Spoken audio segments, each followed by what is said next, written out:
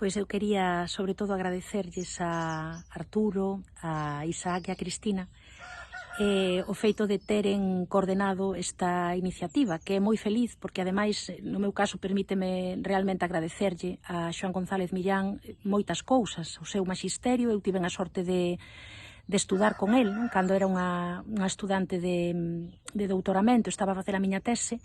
El coordinou unha investigación no Graduate Center sobre escolmas de poesía, sen a cal eu non podería ter feito a tese, non? Estou completamente segura diso. Foron conversas que quedaron infelizmente truncadas, porque el morreu moi pouquiño despois, e neste contributo precisamente o que tento é facer un traballo de memoria, non? Que lle debo a González Millán e de que maneira pois este libro axuda a saldar esa débeda de fonda gratitude polo saber que lle debo.